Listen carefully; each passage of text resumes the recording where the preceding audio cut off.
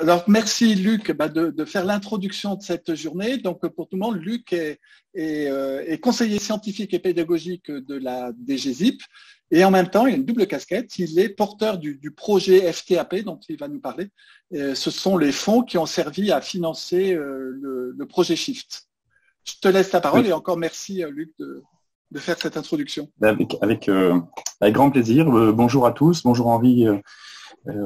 Et donc toutes les personnes connectées. Donc effectivement, j'interviens avec une double casquette parce que pour remettre un petit peu en contexte simplement le projet Shift par rapport au MESRI, puisque en fait c'est un projet qui est lauréat de deux appels que nous avons lancés suite à un projet qu'on a nous-mêmes obtenu en tant que ministère et qui s'appelle donc Parcours flexible en licence PFL. Voilà, donc j'ai mis en gras, bon, c'est juste indicatif, mais c'est les membres de l'équipe, sachant que donc on est tous rattachés au Collège des conseillers scientifiques et pédagogiques de la DGCIP. Donc en fait, on est rattaché à Anne-Sophie Barthez indirectement, et on intervient sur beaucoup de missions très très larges d'ailleurs, dont le suivi d'un certain nombre de projets d'innovation pédagogique et numérique. Par exemple, l'appel hybridation, on est également impliqué sur le suivi des projets. Donc là, j'interviens donc en tant que porteur de ce projet. Je vais revenir un petit peu sur qu'est-ce qu'il recouvre. Et il y a également un deuxième collègue, c'est pour ça que j'ai mis le nom en gras, Nadi Eloyek, qui est également présent ce matin avec nous, qui est également conseiller scientifique, parce que on a dans le suivi des projets, il y a 4 projets lauréats de PFL, dont Shift. Et donc pour chaque projet, on a mis un conseiller scientifique et pédagogique référent, donc en fait qui va suivre tout au long du déroulement et qui est la personne qui fait le relais entre nous et les porteurs, donc qui va régulièrement être présent à vos différents événements et réunions. Voilà, donc si tu peux passer, Henri, à la diapo suivante, parce que voilà, très bien. Donc le contexte, c'est comme je l'ai dit, c'est un projet donc qui est au départ c'est le ministère en fait qui a été lauréat de cet appel à projet du FTAP. Donc le FTAP étant un fonds pour la transformation de l'action publique, alors qui est piloté en grande partie par le ministère du même nom, de l'action publique et de la fonction publique, mais également en lien avec la direction du budget.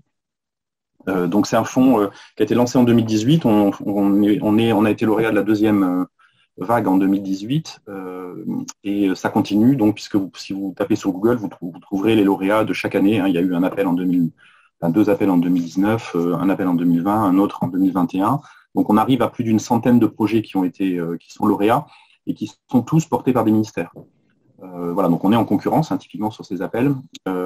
Et donc l'objectif étant de financer des appels qui ont un caractère à la fois stratégique donc qui entrent dans la politique du ministère concerné et qui s'inscrit dans des politiques en fait de transformation, d'amélioration de la qualité en fait de services. On parle d'expérience usagée, c'est un terme très à la mode en ce moment avec toutes les approches en UX et ses dérivés. Donc l'idée étant d'améliorer cette expérience usagée. Alors les usagers, en l'occurrence pour les projets ministériels, c'est évidemment les étudiants, les personnels et les enseignants-chercheurs. Et donc la compagnie qui s'appuie aussi sur le numérique. Donc c'est important, ce numérique est évidemment présent dans tous ces projets. Et donc il faut qu'ils s'inscrivent dans une politique d'amélioration, d'évolution donc des organisations. Donc les universités sont des organisations. Alors, on a un petit peu de retard à l'allumage, comme l'a indiqué Henri. Bon, c'est pas du tout du fait de l'équipe de Shift, mais c'est vraiment c'est dans les relations entre nous et la DITP, qui est le coordinateur pour l'ensemble de ces projets lauréats. C'est coordonné par la direction interministérielle de la transformation publique. Donc, voilà, il y a eu des lenteurs de part et d'autre qui ont fait qu'on a pu finalement finaliser la signature du contrat que début 2021. Et donc ça explique que il y a eu des annonces qui ont été faites sur les lauréats, mais qui n'ont pas pu démarrer objectivement leur projet. Donc maintenant tout est en ordre de marche, si je puis dire. Donc c'est-à-dire que les 4 projets lauréats, je vais les présenter juste après. C'est la diapo suivante. Les 4 projets lauréats, dont Shift, donc ont maintenant à la fois reçu la première tranche de leur dotation et peuvent tous démarrer officiellement. Alors, pour vous dire un petit peu l'esprit du projet PFL, donc, qui s'est donc décliné en appel à projet interne du MESRI, auquel ont répondu donc, des consortiums d'établissements. Donc on est vraiment sur une évolution pédagogique. Enfin, l'idée, c'est vraiment de transformer la manière d'enseigner. Alors on était un petit peu quelque part en avance de phase par rapport à ce qui s'est passé ensuite avec le confinement, puisque finalement en 2018, il n'y avait pas encore la crise sanitaire. On parlait encore assez peu finalement d'hybridation, enfin on en parlait, mais pas de la même manière que depuis 2020. Et finalement, maintenant, on se retrouve à être complètement dans le même esprit de ces formations hybridées qui s'appuient sur du numérique, mais qui ne sont pas non plus du 100% numérique. L'idée n'est absolument pas de mettre du numérique partout, mais de trouver un dosage intelligent de la place qu'on lui accorde. L'idée étant que simplement, ça permet d'évoluer, de faire évoluer à la fois les pratiques pédagogiques et que ce soit au bénéfice de la réussite des étudiants. Donc on a vraiment ce souci que évidemment, ça produise des effets en termes d'apprentissage, que ce ne soit pas juste une question de formation à distance ou de formation hybridée. La particularité du projet, c'est qu'il y a une dimension très forte liée au tutorat, donc qui a une place très présente dans cette articulation entre ressources pédagogiques numériques et tutorat. Et c'est également le fait qu'on a demandé à ce que ce soit des consortiums d'établissements qui répondent et pas des établissements tout seuls. Donc là, on est vraiment typiquement par rapport à l'appel hybridation qui a été lancé en juin 2020, on est dans une approche assez différente, ou même dans l'approche démonstrateur du numérique, là, qui sont les deux gros appels assez proches dans l'esprit de ce qu'on fait là. On a demandé à avoir des consortiums. Pourquoi ? Parce que le cœur du moteur en fait, de tous ces projets qui ont été retenus, c'est vraiment le fait de mutualiser des ressources. Donc l'idée étant vraiment que plutôt que de faire tous la même chose dans chacune de nos universités et de reproduire finalement des enseignements sur des matières assez proches, avec des contenus relativement proches, même si on n'a pas de programmes nationaux dans toutes les filières universitaires, mais en tout cas, on a quand même des contenus qui peuvent être relativement proches les uns des autres, c'est de se dire, mettons-nous d'accord au sein de consortiums sur des contenus communs et mutualisons, partageons nos ressources en les concevant ensemble et ensuite en les mettant à disposition de l'ensemble du consortium. Donc c'est ça un petit peu l'esprit, l'ADN, j'allais dire, de PFL, et qu'on retrouve donc dans les 4 consortiums lauréats, dont Chiffre fait partie. Voilà, donc il y a une dimension de flexibilisation, mutualisation de ces modalités d'enseignement et d'apprentissage. Il y a cette dimension de réussite qui est très importante évidemment dans les indicateurs de suivi, et également une dimension économique qui est liée à comment faire pour que ces projets puissent être pérennisés dans la durée. C'est-à-dire qu'une fois que le fonds ne finance plus, puisque le fonds va financer jusqu'à fin 2023, donc ça va couvrir la dernière année universitaire 2023-2024, mais par contre après, comme tout appel à projet, le fonds s'arrête.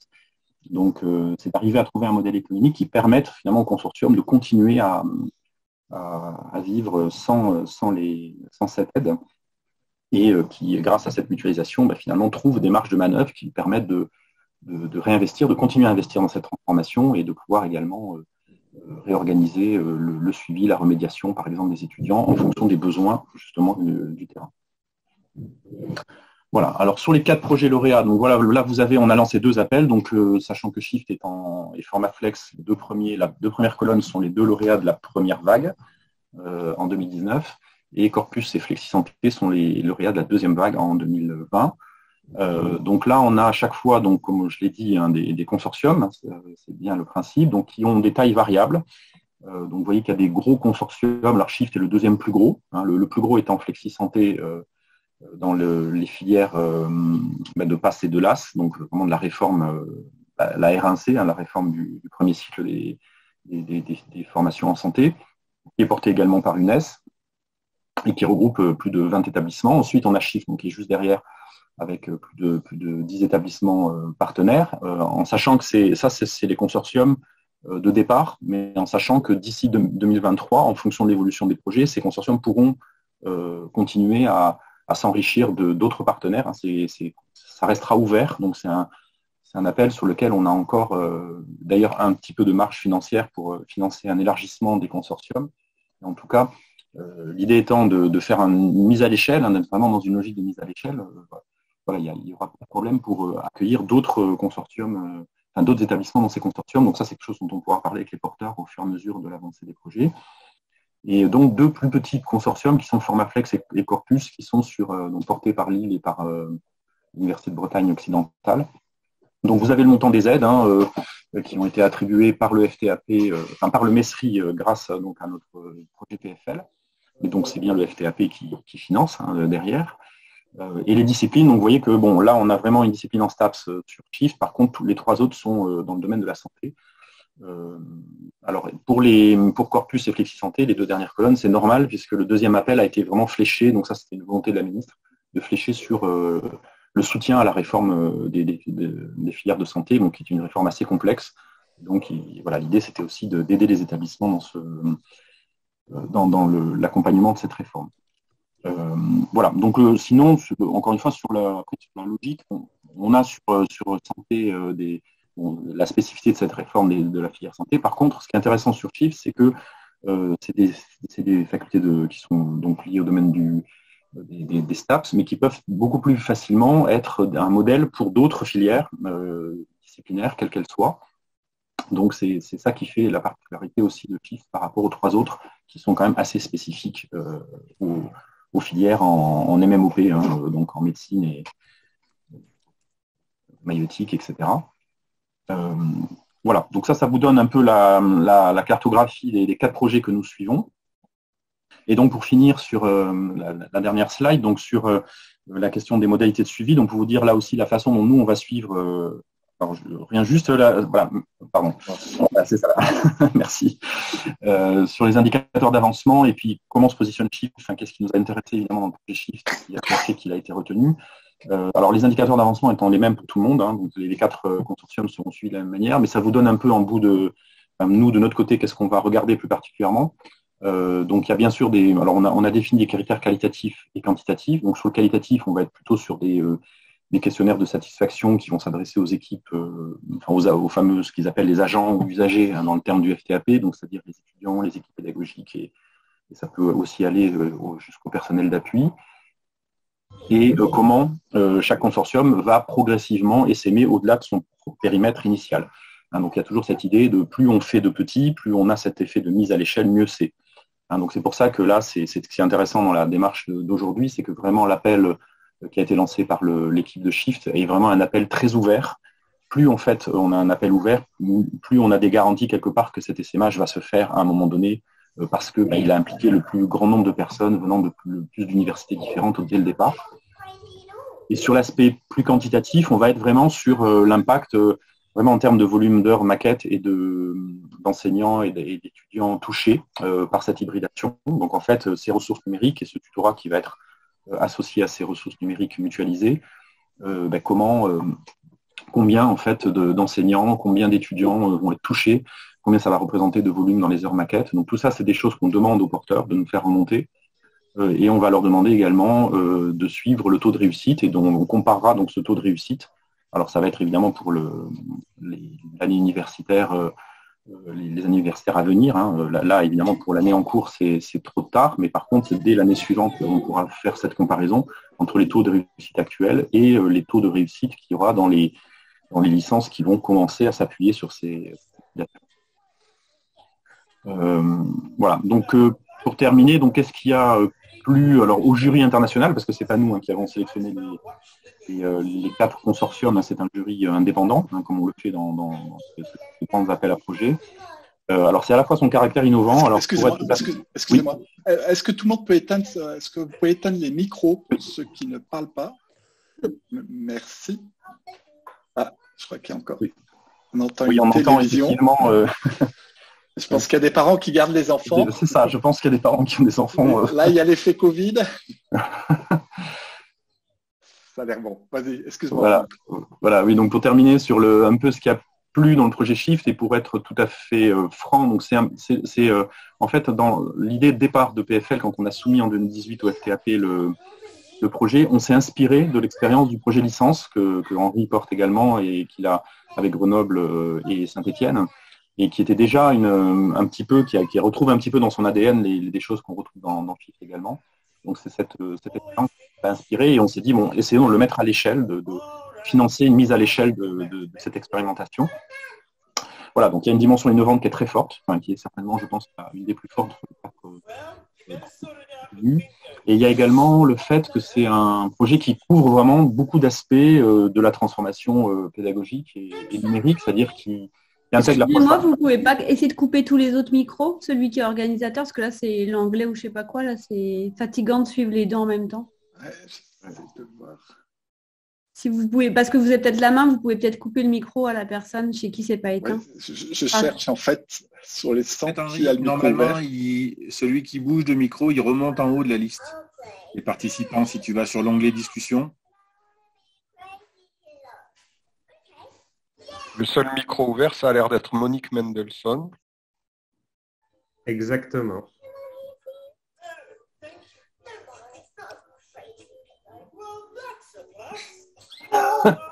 Ça a l'air d'être une application d'apprentissage de l'anglais. Je trouve, excusez-moi, je cherche Monique. Henri, mets-moi, sinon c'est Timothée. Mets-moi, Ouais. toi, et je gérerai. Ouais, je veux bien. Je te mets, si je te vois. Tu peux me chercher en haut avec trouver un participant. Ah, ça y est, je crois que c'est bon là. Ça a l'air bon. Excuse-moi, Luc, vas-y. Non, pas de souci. Alors, bon. Bon, écoutez, je crois qu'on va. Si tu peux me remettre juste la dernière diapo. Ouais. Ouais, voilà, comme ça, je termine sur. Ok. Voilà. Donc, oui, Monique, alors, je crois que tu as ton micro Voilà, ouvert. Merci. Voilà. Oui, donc ce que je disais, c'est que ce que le jury avait, enfin que déjà c'était une expérience précédente du projet licence, qui est déjà un modèle de licence flexible, qui est modulaire, qui s'appuie justement sur ses ressources pédagogiques, numériques, etc. Donc a inspiré véritablement le projet PFL. Donc du coup, c'est pas étonnant quelque part que quand le projet Shift a répondu à l'appel à projet, le jury a évidemment vu que ça c'était tout à fait dans le même esprit. Ce qui a été également relevé par le jury, c'est l'approche systémique, c'est-à-dire qu'il y a vraiment beaucoup de dimensions de la transformation pédagogique numérique qu'on retrouve maintenant dans beaucoup de projets qui est présente. Donc l'approche par compétences, vous avez vu les groupes de travail qui ont été déjà lancés en 2021 sur ces questions pour définir des référentiels et donc concevoir des ressources en commun, mais à partir de référentiels qui sont là aussi conçus en collectif, en mode collectif et collaboratif. Donc cette dimension de co-conception de ressources, donc là c'est vraiment quelque chose qui ne se fait pas beaucoup, très peu en tout cas, qui ne se fait pas en allant jusqu'à l'implémentation dans des filières de licence qui existent, donc c'est-à-dire en allant jusqu'au bout de la chaîne, c'est-à-dire vraiment du co-design au départ, jusqu'à véritablement leur exploitation au sein de filières qui existent, et donc il va s'appuyer sur ces fameuses conférences de consensus. Donc ça c'est le seul projet à ma connaissance qui fonctionne comme ça, donc là il y a vraiment également un caractère très, très innovant. Et puis après, on a l'environnement numérique partagé, donc notamment qui s'appuie sur les ressources du MES, bien sûr, mais pas que, mais qui va devoir s'articuler aussi avec les environnements des établissements. Voilà, donc l'idée, c'est que si ce projet réussit, évidemment, ça sera une preuve de concept pour d'autres. Et comme je l'ai dit tout à l'heure, à la différence des 3 autres qui sont vraiment spécifiques aux filières de santé, Shift a vraiment un potentiel pour essaimer beaucoup plus largement dans d'autres disciplines qui ne sont pas du tout dans le domaine des STAPS. Donc voilà, si ça fait ses preuves, c'est évidemment potentiellement quelque chose qui pourra être montré comme exemple, alors pas comme modèle, mais en tout cas comme exemple qui peut être suivi par d'autres universités. Voilà, donc évidemment, on espère évidemment que tout va fonctionner au mieux.